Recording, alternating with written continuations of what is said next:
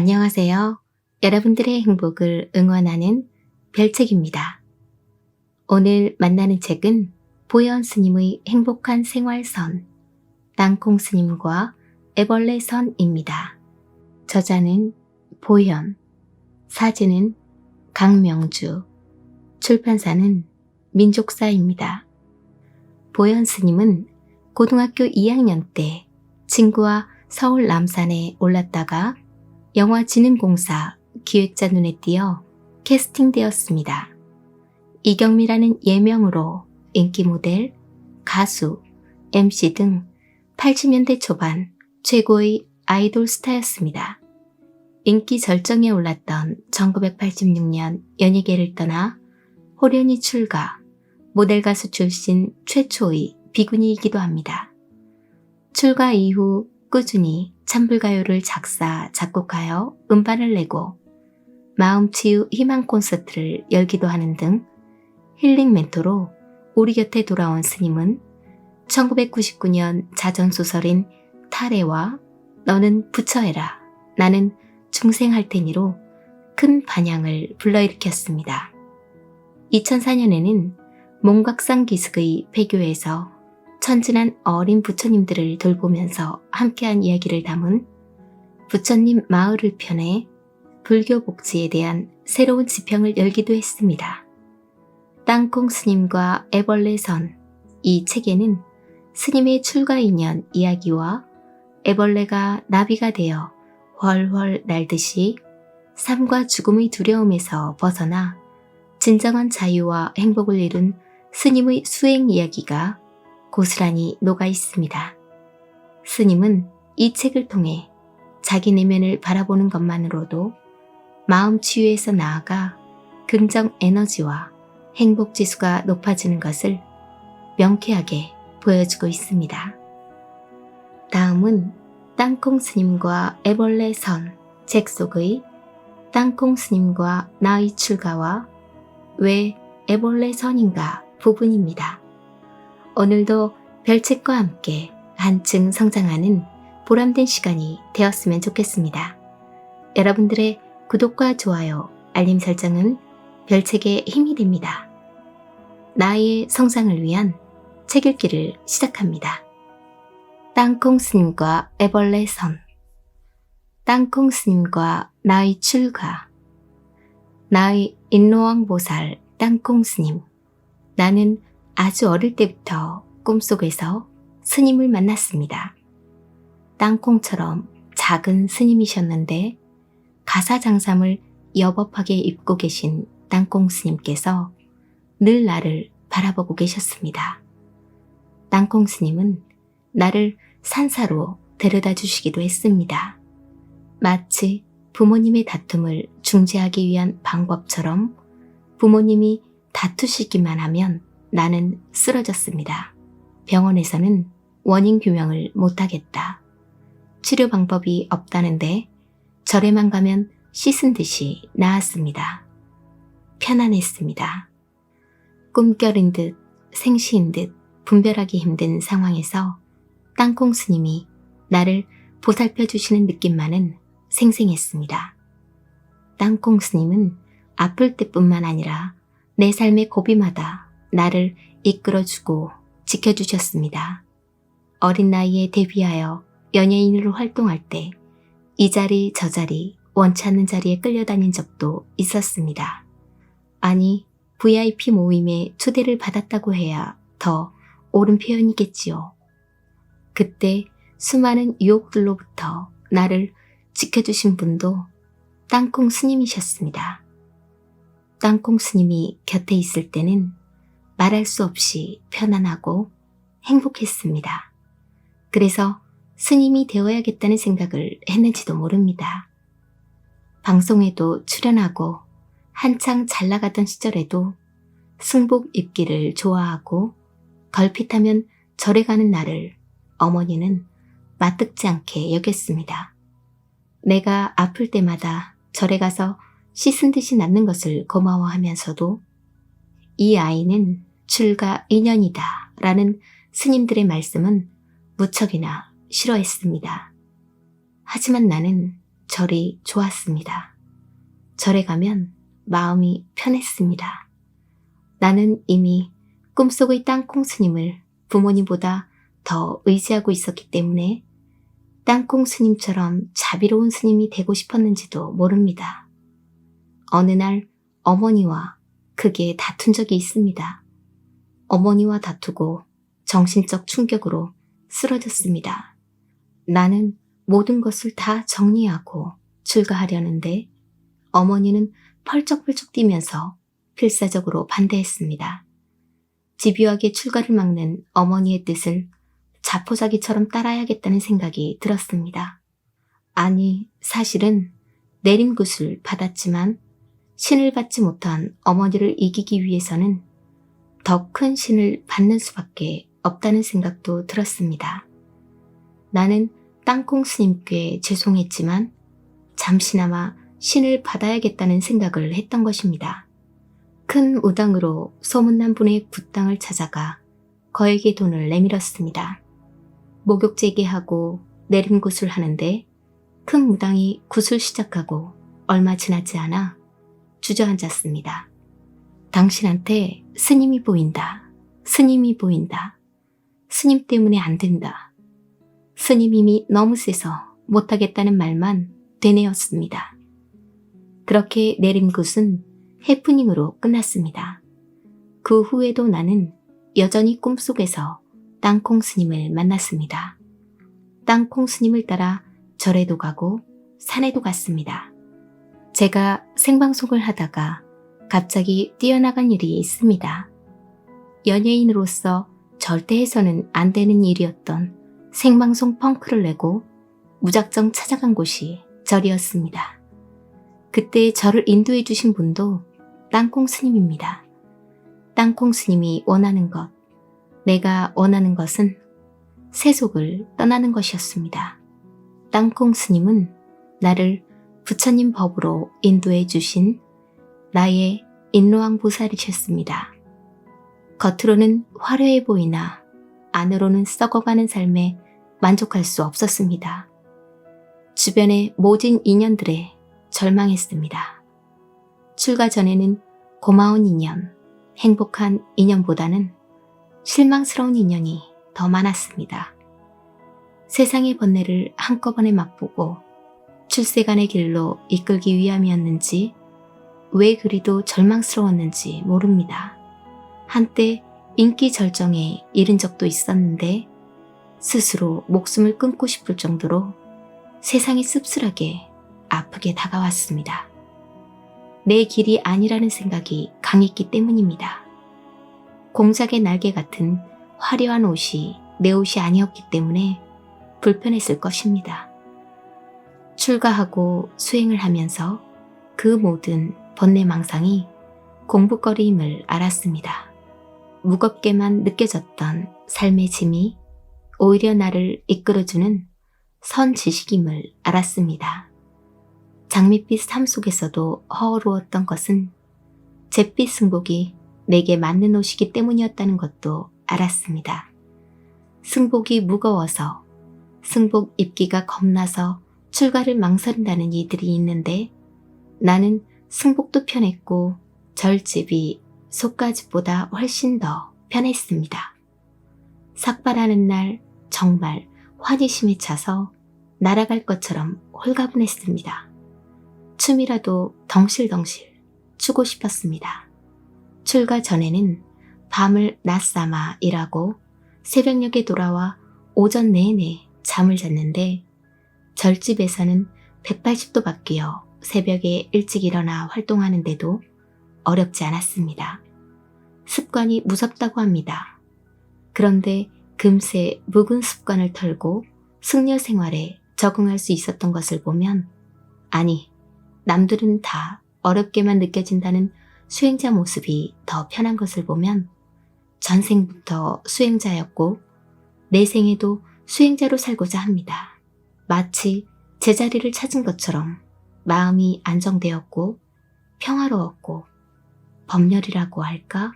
늘 충만한 기쁨으로 얼굴이 활짝 피었습니다. 나를 괴롭히던 일들이 차츰차츰 사라져갔습니다. 신기한 것은 나를 출가로 이끈 땅콩 스님을 더 이상 꿈에서 뵐 수 없었습니다. 목적지에 데려다주고 떠나는 배처럼 땅콩 스님은 그날 이후로 생생한 기억으로만 남아 있습니다. 땅콩 스님은 더 이상 뵐 수 없었지만 내 공부거리가 되었습니다. 나를 출가의 길로 이끌어주신 뒤 사라진 나의 인로왕보살. 도대체 땅콩 스님은 누구인가? 나는 누구인가? 이 먹고 지나고 보면 그 모든 것이 공부에 도움을 주었습니다. 사람들은 복이 많고 편하고 안정된 삶을 원하지만 부처님께서는 역경계를 순경계보다 좋아하라고 했습니다. 역경이 많을수록 수행하기 좋은 환경이 조성되기 때문입니다. 나 역시 삶의 짐이 버거웠고 선망의 눈길로 바라보는 팬들도 많았지만 그런 나의 삶에 결코 만족할 수 없어 그만큼 더 괴로웠습니다. 아픈 만큼 성숙한다는 말도 하고 번뇌가 크면 깨달음도 크다는 말도 하는데 정말 그렇습니다. 나는 아픔과 번뇌 덕분에 더욱 용맹정진할 수 있었습니다. 사실 땅콩 스님의 존재에 대해서는 정신세계에 대해 모르는 분들은 오해를 할 수도 있을 듯해서 그동안 입을 봉하고 있었습니다. 출가한 지 언 4반세기가 지났고 꿈속에서 땅콩 스님을 만난 것은 초등학교에 들어가기 전부터이니 그 2배의 세월이 지났습니다. 오랜 세월 동안 꽁꽁 숨겨두었는데 이 책에서 처음 땅콩 스님에 대해 말씀드리게 되었습니다. 이 또한 시절 인연인 것 같습니다. 땅콩 스님 덕분에 출가하게 되었고 게다가 수행에 힘이 생겼다고 해도 과언이 아닙니다. 지금은 그 누가 찾아와 땅콩 스님에 대해 그 무엇을 물어도 대답해 줄 자신이 있습니다. 땅콩 스님께서 내게 주신 여러 가지 은혜로운 일을 불교에서는 몽중가피라고 합니다. 나는 몽중가피 속에 살았던 것입니다. 나의 인로왕보살이신 땅콩 스님은 우주에 충만한 부처님의 화신이기도 하고 내 안에 본래 깃들어 있는 참 나이기도 합니다. 의식의 세계에서는 이해할 수 없을 것입니다. 하지만 수행을 통해 무의식의 세계를 경험한다면 결코 신비하지도 않고 이상하지도 않은 그저 당연하고 자연스러운 것입니다. 간혹 예민한 사람의 눈에 보이기도 하고 꿈에 보이기도 하고 수행 중에 느낄 수도 있습니다. 제가 말씀드리는 땅콩 스님 이야기가 이상하십니까? 도대체 상상할 수 없는 이야기인가요? 여러분이 갖게 될 의심의 눈초리와 분분한 의견, 당치 않은 상상들을 이해합니다. 저도 처음에는 도대체 무슨 현상인지 몰랐기 때문입니다. 그런데 알면 보입니다. 참 나를 보지 않았다면, 수행을 통해 경계를 체험하지 않았다면 옳다 그르다 시시비비하지 말고 한번 수행에 입문해 보십시오. 위대한 탄생은 어디에서 오는가? 선수행을 하게 되면 스스로가 귀한 존재임을 알게 됩니다. 인간의 몸을 받은 것이 얼마나 위대한 탄생인지 알게 되는 것입니다. 그냥 단순히 생각해봐도 알 수 있습니다. 이 지구촌만 해도 사람 외의 생명들이 얼마나 많은지, 은하계까지 생각하면 더더욱 귀한 생명임을 알 수 있을 것입니다. 그런데 모르는 것은 손에 쥐어주어도 모른다더니 인간이 소중한 존재라는 것을 아무리 간절하게 말을 해줘도 모릅니다. 부처님과 똑같은 성품을 지녔다고 말을 해줘도 스스로 볼품없는 중생이요 전지전능한 신의 종이라 여깁니다. 자기가 부처임을 알기 위해서는 그 길을 열어주는 제대로 된 스승을 만나서 지도를 받고 선수행을 통해 체득해야 합니다. 스스로 체험하고 느껴봐야 합니다. 잘못된 견해를 버리게 하고 다생겁 동안 익혀온 내 인생의 껍질을 벗겨 확실한 가르침을 줄 수 있는 스승이래야 내가 내 인생의 주인공임을 알게 해주고 생사의 두려움에서 확실히 벗어날 수 있게 됩니다. 삶의 모든 문제를 해결하고 고통에서 벗어날 수 있는 길을 열어주기에 스승을 일러 도사라고도 합니다. 부처님은 3개의 대도사, 온 우주를 통틀어 가장 높은 스승입니다. 눈 밝은 제자가 훌륭한 스승을 알아보듯 좋은 스승 역시 눈 밝은 제자를 알아봅니다. 마치 축착압착이라는 말처럼 스승과 제자가 궁합이 척척 맞아떨어져야 합니다. 예전부터 스승과 제자 사이에 오고 가는 수행이라는 멋진 예술작품보다 더 아름답습니다. 줄탁동시라는 말이 있습니다. 병아리가 안에서 쪼는 것을 줄이라 하고 밖에서 어미닭이 그 소리를 듣고 밖에서 쪼는 것을 닭이라 하는데 병아리와 어미닭이 동시에 딱 들어맞았을 때 새 생명이 탄생되는 것을 뜻하는 말입니다. 그렇듯 스승과 제자의 뜻이 하나가 되었을 때가 깨닫는 순간임을 줄탁동시로 비유하기도 합니다. 스승이 마치 밤 껍데기처럼 질긴 제자의 중생 노름의 껍질을 깨주는 데에 안성맞춤인 것이 바로 선수행입니다. 참으로 날마다 즐거운 날이요. 새롭고 행복한 날입니다. 나는 나를 출가 수행자로 이끈 땅콩 스님께 늘 고마움의 인사를 올립니다. 땅콩 스님이 인도왕 보살처럼 이끌어주지 않으셨다면 이렇게 오늘의 내가 있었을까? 이렇게 홀가분하고 자유로운 삶의 주인공이 될 수 있었을까? 아, 정말 고맙습니다 하면서 하루에도 수십 번 합장 경배합니다. 내가 옳다는 생각을 버려야 한다. 출가하기 전, 아니 선수행을 본격적으로 하기 전 나의 삶은 괴로움과 슬픔, 외로움, 분노로 얼룩진 것이었습니다. 부모님의 불화도 괴로웠고 가난한 집 장녀로 태어나 가장 아닌 가장으로 살아야 했던 삶의 짐도 고달팠고 어린 나이에 모델로 가수로 데뷔했을 때는 탐욕으로 바라보던 남자들의 눈길이 싫었습니다. 내가 원하는 삶이 아니었기 때문에 정말 괴로웠습니다. 하룻밤 사이에, 아니 단 몇 시간의 공연에 당시 내 또래는 상상할 수조차 없는 돈을 받기도 했고 여자 모델들의 로망인 화장품 광고 모델 등 여러 광고 모델을 통해 거액을 벌기도 했습니다. 그러나 나는 늘 겉으로는 웃었지만 속으로는 울었습니다. 내 본명을 벗어버리고 받은 예명으로 불리면서 인기 스타의 반열에 오르기도 했지만 그 또한 행복하지 않았습니다. 남들은 부러워할 수도 있었고 팬레터도 수백 통 받았지만 그 또한 내게 큰 기쁨을 주지는 않았습니다. 나는 그냥 우리 가족을 먹여 살리기 위해 밤낮을 가리지 않고 뛰었던 것입니다. 참 나를 보기 위해서는 내가 옳다는 생각을 버려야 합니다. 내 안에 있는 정답을 빼면 비로소 참된 내 모습이 보입니다. 내 안의 정답이라는 것이 무엇이겠습니까? 과연 내 생각이 정답일까요? 그동안 켜켜이 쌓아놓은 선입견과 편견을 가지고 잘못 판단을 해놓고는 옳다고 우기는 것은 아닐까요?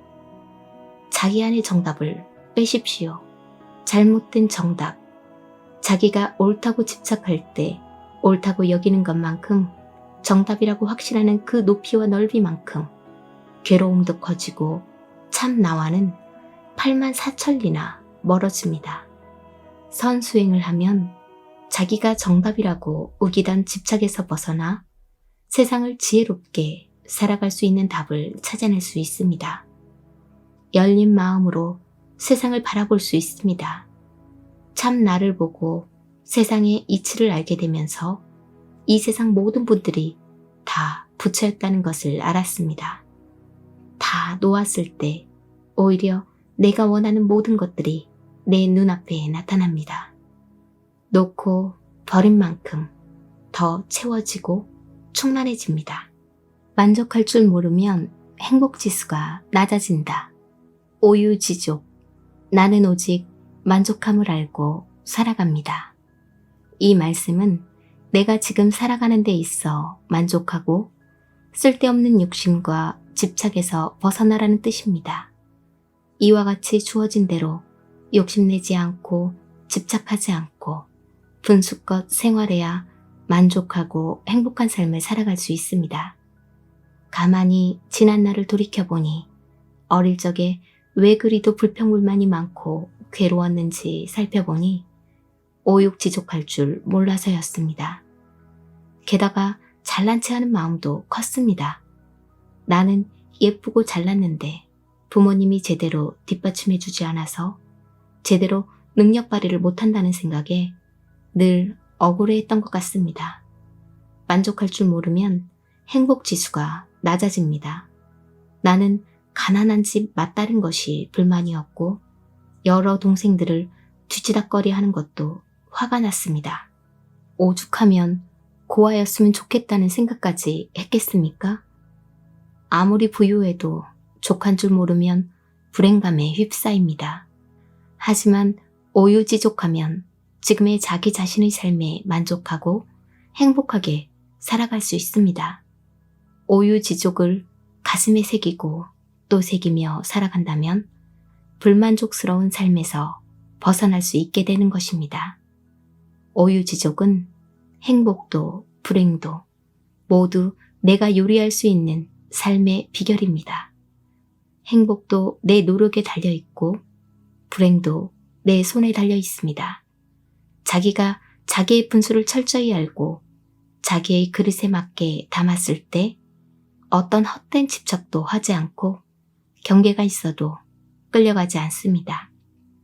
지족의 수행을 통해서 마음 공부가 더욱더 깊어지면 눈에 보이지 않는 천하를 얻을 수 있게 되고 아무것도 원함 없이 수행을 한다면 바로 그 자리에서 부처를 볼 것입니다.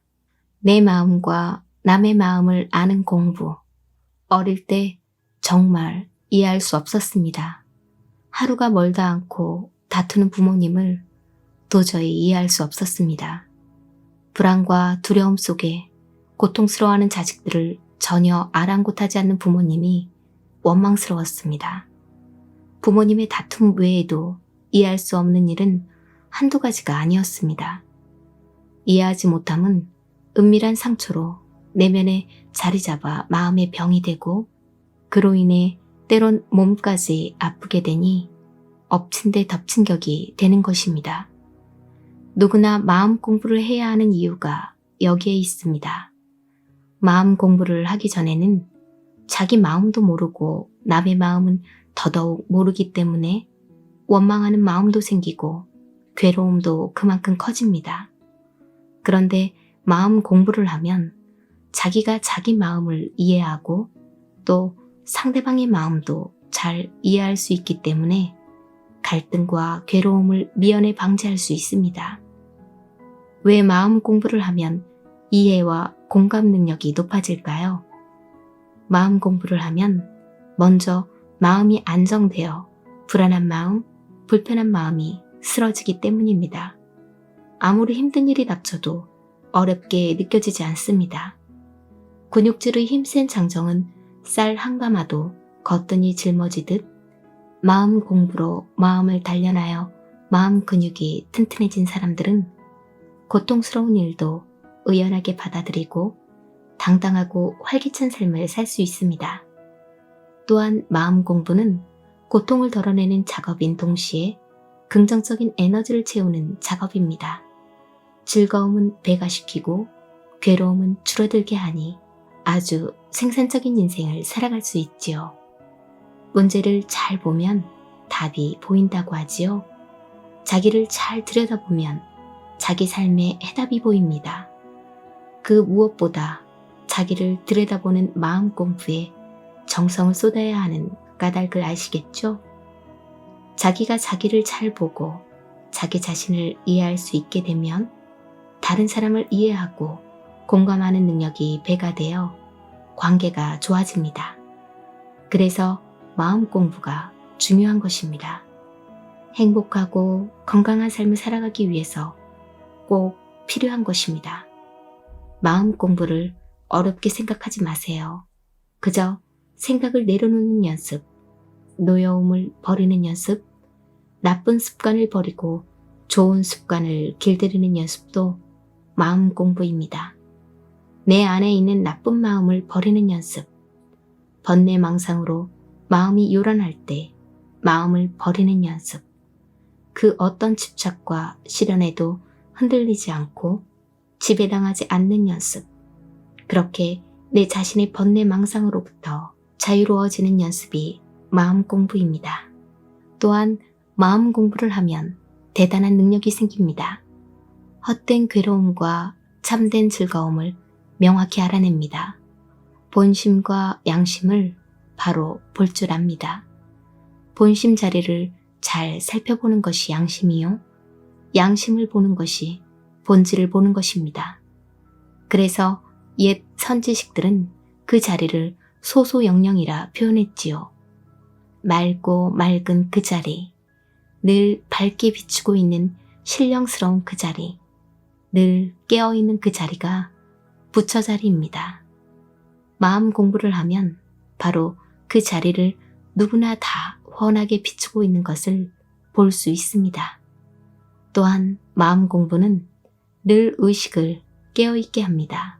이것을 알아차리다라는 의미의 사띠라고 하는데 마음 챙김이라고 표현하기도 합니다. 자, 깨어있으니까 알게 되고 알아차리게 되니 깨어있게 됩니다. 늘 알아차림을 마음에 두고 있다 보면 좋을 때나 화날 때나 욕심 부릴 때나 내가 착각했구나, 나의 편견이었구나 알아차리는 것입니다. 이런 알아차림이 마음 공부입니다. 이렇듯 마음 공부는 알아차리면서 모든 버릇을 고치고 길들이는 작업입니다.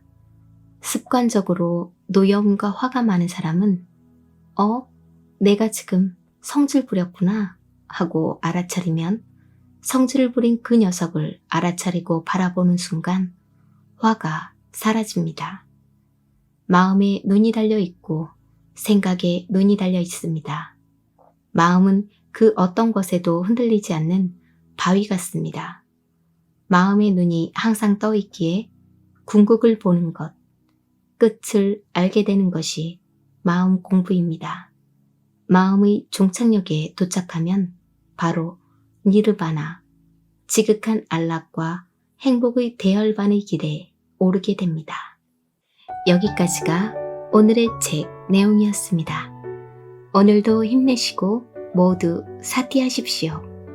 내일은 더 나은 당신의 세상이 될 것입니다.